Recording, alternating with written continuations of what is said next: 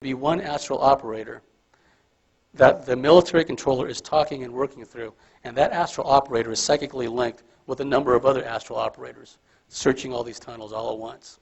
So they've developed that capability. And the people that are telling me these stories are, I mean, you would see them in a supermarket and you would think nothing of them. You would just think housewife, right? But I mean, and these are people that Candy Turner called UFO virgins. They don't go to conferences. They don't listen to George Norrie. They don't read UFO books, okay? So there's none of this contamination you always hear about. The military is also, and I'm only talking about a particular military program. There are a number of military MILAB programs running in parallel. And although some of the training techniques and operations are similar, okay, because all branches of the service, Army, Navy, Air Force, they control MILABs.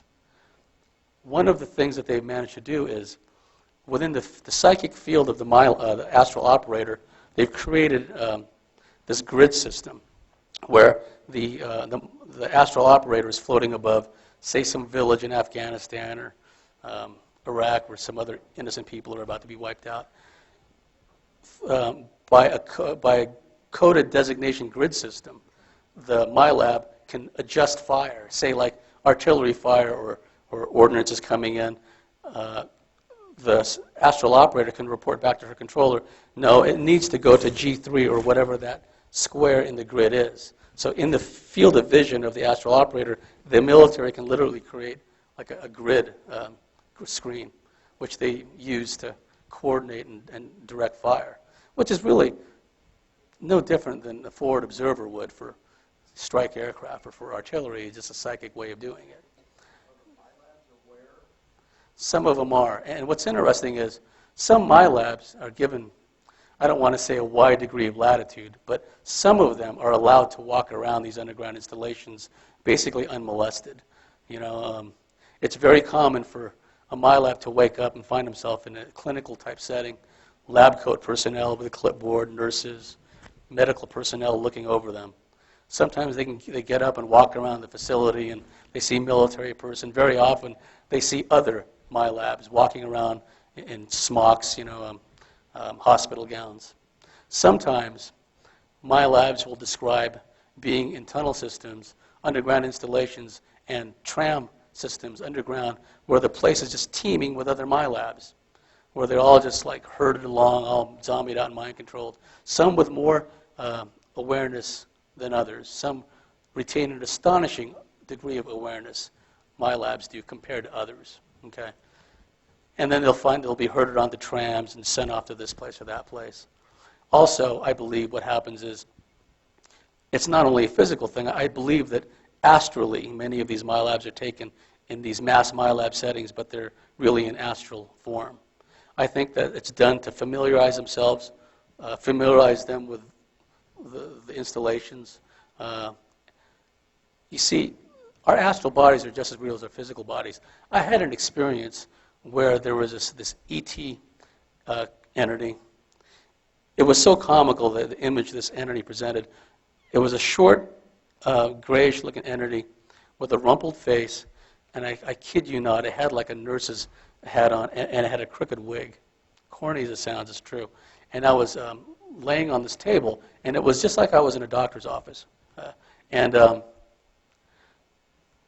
was fussing. I didn't want this entity to mess with me, right? So it grabbed me in a place which I don't mention in order to subdue me. And then the moment I calmed down from that, it voff, injection right in my upper left bicep.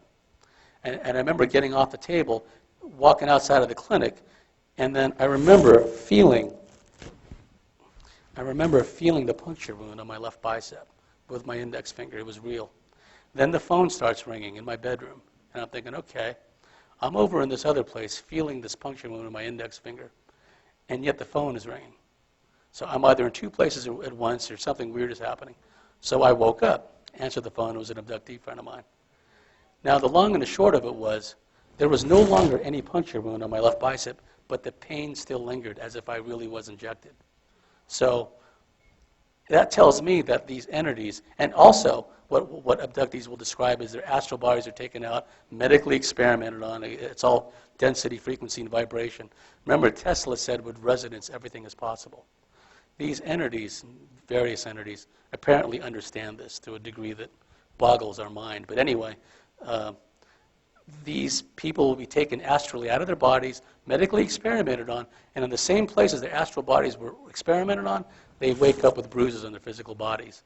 So, I don't even try to explain that. I just know that it happens.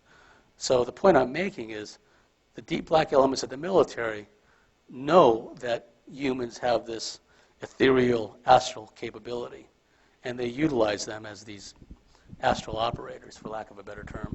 I had another question related exactly to that. I understand there's government research along these lines in being able to extract a person's soul from their body, kind of like to create a zombie or whatnot, but that they've created some kind of electromagnetic containment or something, and they're able to contain a soul in a container. Cage. Yeah, some kind of Faraday cage to retain the consciousness or the soul matrix. And so do you think there's any relation to those kinds of things in relation to MILABS? Of course, the whole mind control thing is one thing, but just in terms of the so-called secret government's soul research and what they're planning on doing with that? That's what's troubling. I know that the deep black elements of the military have always strived to duplicate the capabilities of the aliens. Now, we know from discussions with many abductees that certain ET groups, the Greys and the Reptilians, have the ability. If you read the Ted Rice story, Ted Rice was another protege of Barbara Bartholik's. He describes being abducted, being given, he was a child at the time, given a potion to drink, and then basically killed him. And when he was in the process of dying, the entity somehow transferred his consciousness into a black box. They hooked up these wires from the black box to his body, made him drink this thing, basically killed him, and then they somehow pulled his consciousness into this black box. They then brought in a clone body of himself, and then they transferred that consciousness, his consciousness, into the clone body. And then, as a byproduct of that, all of the one-time childhood diseases you're only supposed to get once, chicken pox, what have you, he came down with them again. Okay. So what year was that? About? This is when Ted Rice was a kid. He's in his 50s now, so probably like in the 50s or the 60s or something. But in fact, his family was there when he was returned. He was returned by what appeared to be a tornado with all these lights coming out of it, and suddenly there he was when they'd been looking for him for hours. Okay, but the military has always strived to duplicate the technology and the capabilities of the aliens.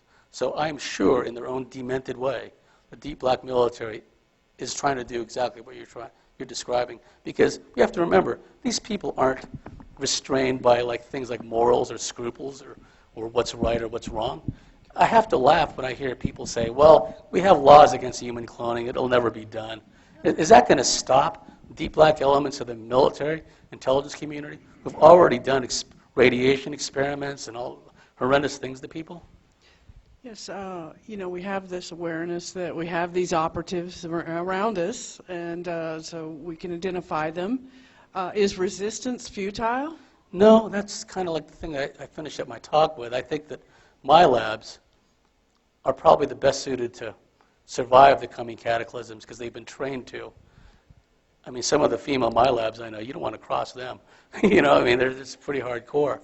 But what's happening is a lot of these MILABS are also, you have to understand that they go through guilt trips. I mean, if they have a clear memory of helping to call in artillery fire to wipe out people in a village, I mean, there's some MILABS that are proud of that. There's some MILABs at the fact that, yeah, I get to kill people, I'm an assassin. But there's many others who don't like how they're being used. They just don't have a choice in the matter. I don't know if I answered your question, but...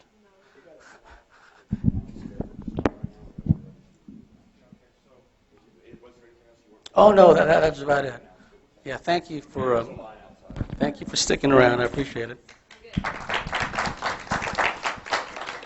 was really forward to watching this on DVD. I was seen a single lecture the whole time, but this will be one of the first ones I watched. Yeah, I'd like to get a hold of some of the other ones too, because I haven't We'll seen any probably of get them. around to sending out a set to all you guys. Oh, I can give you my